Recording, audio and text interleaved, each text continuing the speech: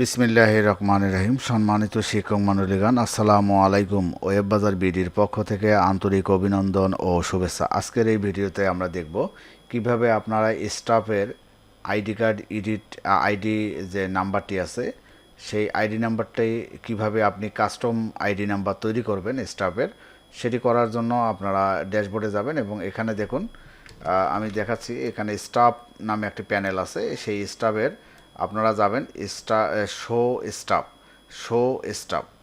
Show স্টাফে গেলে আপনি এখানে ক্লিক করলে এই রকম একটি ইন্টারফেস আপনারা দেখতে পারবেন।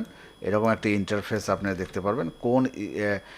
যে আপনার স্টাফের আইডি নাম্বারটি পরিবর্তন করবেন সেটি এখানে ক্লিক করবেন এবং স্টুডেন্ট মানে স্টাফের যে আইডিটি আছে সেই আইডি পরিবর্তনের পাশাপাশি সব কিছু আপনি এখানে আপডেট করতে পারবেন। তো আমি মেন যে বিষয়টা দেখাচ্ছি সেটা হচ্ছে এখানে জয়েন ডেট আপনি পরিবর্তন করতে পারবেন, এক্সপায়ার ডেট এখানে পরিবর্তন করতে পারবেন।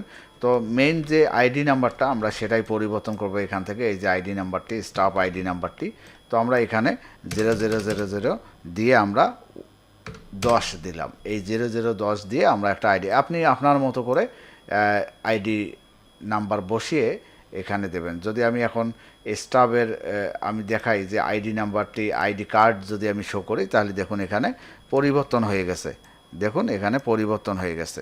তো এভাবে খুব সঠিকভাবে কিন্তু আপনি স্টাফের আইডি পরিবর্তন করতে পারেন। তো ধন্যবাদ সবাইকে, ভালো থাকবেন, আল্লাহ হাফেজ।